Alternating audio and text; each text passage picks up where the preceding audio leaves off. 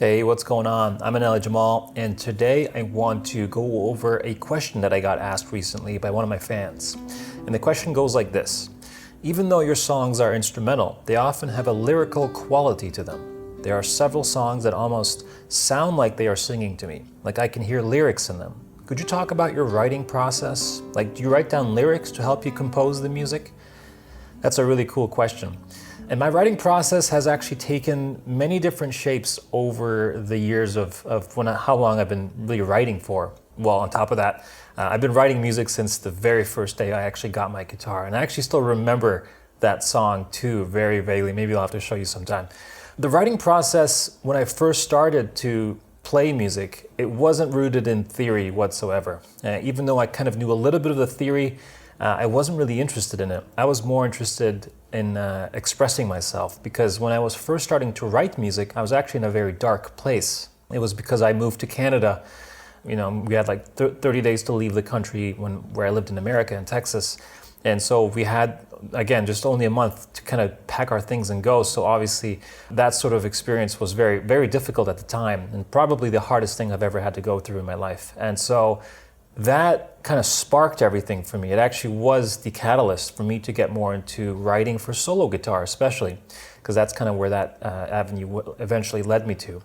Because what I would do is the first 6 months that I did live in Canada, I would basically lock myself in my room, draw, do push-ups, and play guitar all day. I really felt like I was in prison. But that was a really valuable lesson for me to just be okay with being alone. Plus, being an introvert, I think that makes it much easier. And also, it just makes you realize that you need to have some outlets and some new ways of looking at writing, at creating. Because when I first started to write music, I was really into art. I let a lot of my art actually kind of dictate sometimes the music as well. And my art was very demented and very surreal and very abstract and very weird, just a collection of thoughts in my brain and how I thought it would look. And then I would try to write music to it. And that was a really cool experience. So the writing process kind of took shape from more of a visual perspective of that. And I think I've talked about that in another podcast before, where I kind of talk about that, how to like harness your imagination as a creative. But I certainly don't write lyrics to it. I never really have. I mean, I've written lyrics a couple times to just chord progressions and stuff, but not to my actually solo acoustic like guitar music or instrumental music for that matter. But oftentimes, I need to have a spark, and that spark usually isn't, it can be inspiration, it can be an experiential thing that you've gone through, that you've witnessed, and then you try to harness that into a piece of music. And back then, my music was not very lyrical, I would say. My music today is very lyrical because I think that's just part of maturity. I feel like once you go through your phases of your technique and getting your technique down, because I was very hungry for technique and making sure that I get solid foundation down. And I feel like nowadays my music is a lot less complex and a lot more melodic and lyrical. And just so you know, when I say lyrical, I just mean that it's something that maybe a singer could sing potentially if it was written for a singer-songwriter or something like that. And so I think that's a really cool thing to look back at and kind of just see, because I've never really done that. I've never really thought about that question about like, how much has the writing changed? How much has the writing process changed for me? And so today, I feel like, yes, although a lot of it is more lyrical based, I think it would never have come to that if I didn't go through all the technical stuff that I had to do. Because if you listen to like my first album, like Desire Movement, or even the demo, 2006, it's like 15 years ago. Although there was some melodic parts, it's very technical. It's very complex, and it's not really something that you could sing. It's not very lyrical music. But throughout the years, except for maybe Southern Magnolia, because that was, I think, a very lyrical piece. And I think I just got lucky with that, to be honest. I just got lucky with that melody, and I just ran with it. And that's oftentimes what happens. So the writing process will usually start with a catalyst. Almost always will start musically. If we're talking musically, not about like imagination or harnessing, like visuals to auditory, the actual steps would be to write a little part. And I can guarantee you, like I've got hundreds, if not thousands of audio recordings on my phone that no one will ever hear, thankfully. Trust me, you don't want to hear that because it's just a lot of noodling around. But oftentimes I'll find this little gem in there, okay? So I'll do a jam, I'll record myself at nighttime, for example, and just play for like 20, 30 minutes. And before I know it, there's that one little second, quite literally like 1 or 2 seconds in that little 20-minute jam that is the catalyst. That's where I go, whoa, that was something cool. And I started to see something and I'm like, I gotta explore that further. So it's a really cool process when I do catch myself doing that. And thankfully, I've never really had writer's block, so I've just always been pretty consistent with trying to come up with music.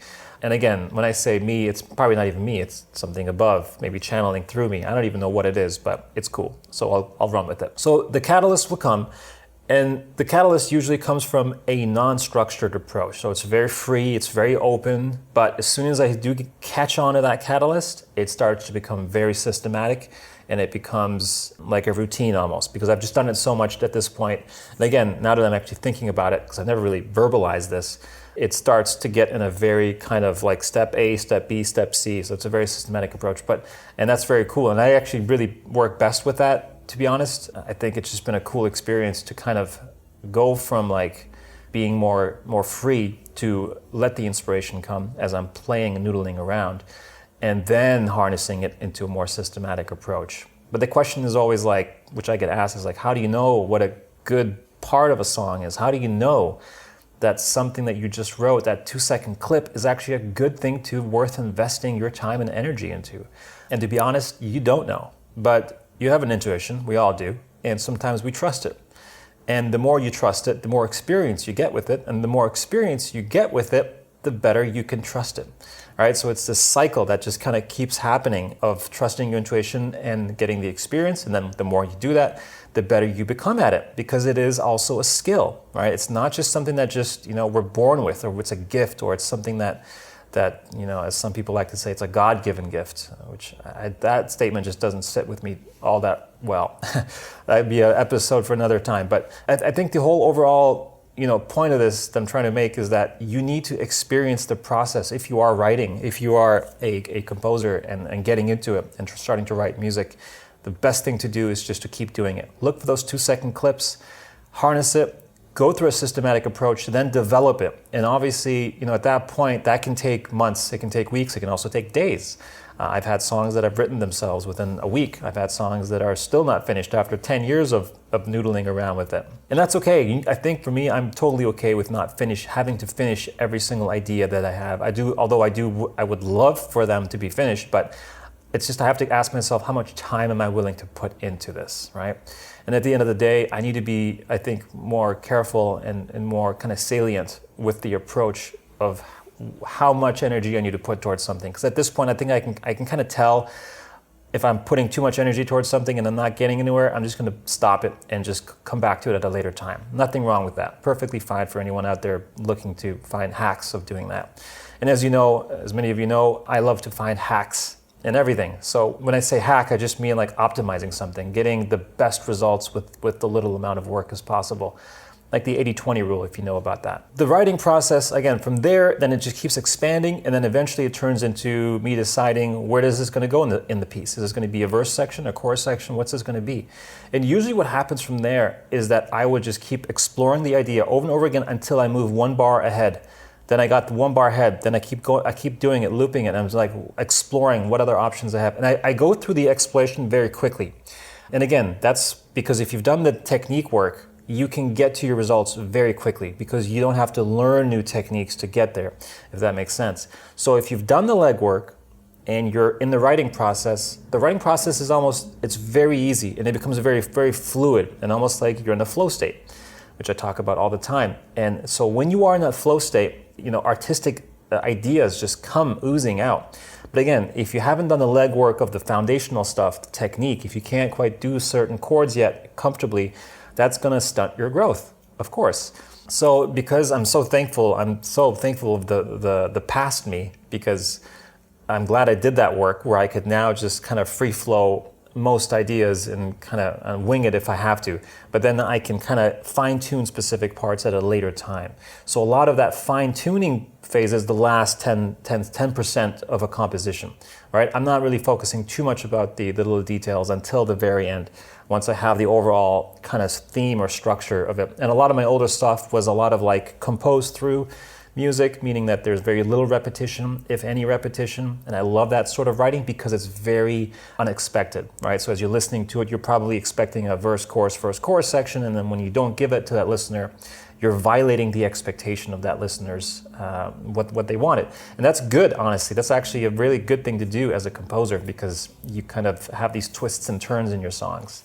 And I've heard someone explain that about my music too, which is very cool. Again, and at the end, the way that I'm writing a lot of my stuff now, it's more structured. It's funny because it's like when I first started writing, it was really free flow and a lot of different parts, like 10 parts in a song. And people used to make fun of me because it's like, you could write 5 songs in that one song, but you decided to put it all in one. I'm like, yeah, because that's how I envisioned it. Whereas now, a lot of my nylon stuff, for example, is more structured. And then it just depends on what genre I'm going for. If I'm going for more of a poppy feel, obviously I'll do a verse chorus, typical ABAC structure or something like that. But if it comes down to like the really intuitive playing, it's a lot of improvised ideas. So that's where it just flows. It just goes where I feel at the time. It's a very grounding tool for me, music, and especially improvising. And I love improvising. Not the greatest improviser, but compared to other great players and stuff. But again, for me, it does the trick. It fulfills my heart, it gets me in the right place, and it's oftentimes a very good catalyst for me to start exploring ideas. Because again, that 2-second clip comes from an improvisation. Right? And that 2-second clip eventually turns into a full song, into the writing process. But it's not about words so much, it's about the melody. It's about the harmony. It's about the structure of the song. It's about the complexity of the rhythm. It's about what rhythm fits this song at this time. How am I feeling at this point? So there's this questionnaire I almost go through in my head. Again, not even really aware of it, but before I realize like, okay, I got something here.